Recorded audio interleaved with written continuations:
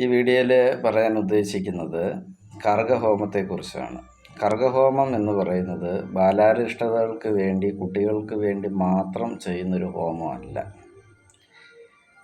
മുതിർന്ന വ്യക്തികൾക്ക്, അതായത് ഉദരസംബന്ധമായിട്ടുള്ള അസുഖങ്ങൾ കാലങ്ങളായിട്ട് അനുഭവിച്ച് ഇതിനൊന്നും ഒരു മാറ്റഗതി വരാതെ നിരന്തരം ആ അസുഖത്തിന് അടിമത്തമായിട്ട് പോകേണ്ട ഒരു സാഹചര്യം വരുന്ന വ്യക്തികൾക്ക് അവരുടെ പക്കനാളിൽ അടുത്തുള്ള ഏതെങ്കിലും ഒരു ഗണപതി ക്ഷേത്രത്തിൽ ചെന്ന് കർഗഹോമം നടത്തുന്നത് വളരെ ശ്രേഷ്ഠകരമായിട്ടുള്ളൊരു വഴിപാട് തന്നെയാണ്. കൂടാതെ വളരെ ചെലവ് കുറഞ്ഞ ഒരു വഴിപാടും കൂടിയാണ്.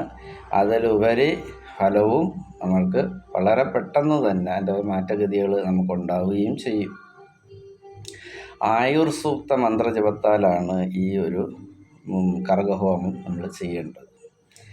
അപ്പം ദശപുഷ്പങ്ങളിൽ ഏറ്റവും പ്രധാനപരമായിട്ടുള്ള ഒരു പുഷ്പസങ്കല്പ രീതിയാണ് കർഗ. ഗണപതി ഭഗവാന് ഏറ്റവും പ്രീതികരമായിട്ടുള്ള ഒരു വസ്തുവും കൂടിയാണ്.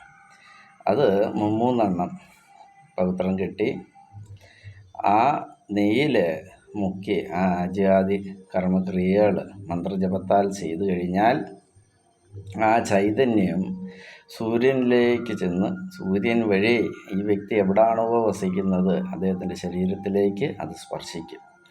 ആ മന്ത്രങ്ങളുടെ ഭാവമായിട്ടുള്ള ഫലവും ആ ബീജാക്ഷര മന്ത്രത്താൽ പോകുന്ന ഫലസ്ഥിതി തീർച്ചയായിട്ടും എത്ര ദൂരം ഇവർ താമസിച്ചാലും ശരി തന്നെ, നമ്മൾ വഴിപാട് നടത്തിയാലും ശരി തന്നെ, ആ പെട്ടെന്ന് തന്നെയായിരിക്കും അതിൻ്റെ ഒരു ഫലം അവർക്ക് ഉണ്ടാകുന്നതും.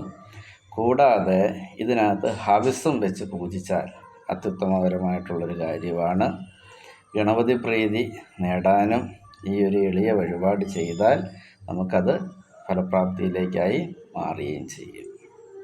നമസ്തേ.